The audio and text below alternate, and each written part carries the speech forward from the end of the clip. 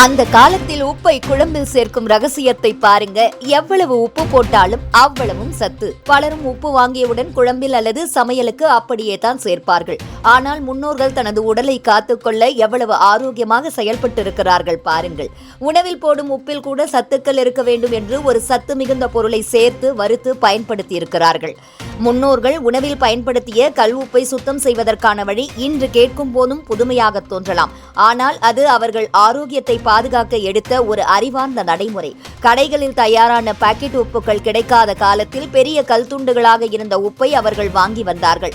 அப்படியே உணவில் போடாமல் முதலில் அதை சுத்தம் செய்தே வைத்துக் கொண்டார்கள். இவ்வாறு சுத்தப்படுத்தும் வழியில் ஒரு தனி சுவாரஸ்யம் இருக்கிறது. முதலில் அடுப்பில் ஒரு பாத்திரத்தை வைத்து நன்றாக சூடு ஏறியதும் கல்லு உப்பை அதில் போட்டு விடுவார்கள்.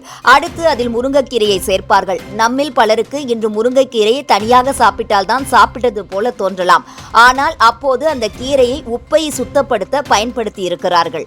கீரை நன்றாக சுருகி மொருகலாகும் வரை அதை வறுத்து விடுவார்கள். இந்த செயலின் போது உப்பில் இருக்கக்கூடிய ஈரப்பதம் முற்றிலும் உலர்ந்து போகும். வறுத்ததும் அந்த பாத்திரத்தை இறக்கி முருங்கைக்கீரையை மட்டும் எடுத்து தூக்கி விடுவார்கள். மீதமாக இருக்கும் வறுத்த உப்பை ஒரு டப்பாவில் வைத்து மூடி வைத்தால் அது நீண்ட நாட்கள் கெடாமல் இருக்கும். தண்ணீர் பிடிக்காமல், புழுக்கள் வராமல் எப்போதும் உலர்ந்த சுத்தமான உப்பாக இருக்கும். இப்படி சுத்தம் செய்யப்பட்ட உப்பை சமைக்கும் போது சுவை வேற லெவலில் இருக்கும். உணவு சுவையாக மட்டுமல்ல, ஆரோக்கியமாகவும் இருக்கும். முன்னோர்கள் இந்த முறையை எப்பொழுதும் பயன்படுத்தி வந்தார்கள். வெறும் வழக்கமாக செய்யவில்லை. கல் உப்பில் இயற்கையிலேயே சில ஈரப்பதம் இருக்கும். அதனால் சிறு சிறு பூஞ்சைகள் அல்லது புழுக்கள் உருவாக வாய்ப்புகள் உண்டு. அதை தடுப்பதற்காகவே முருங்கைக்கீரையின் இயற்கை தன்மையை பயன்படுத்தினர். முருங்கைக்கீரை உப்பின் ஈரத்தை உலர்த்துவதோடு அதில் இருக்கக்கூடிய நுண்ணுயிரிகளையும் அழித்துவிடும் சக்தி கொண்டது.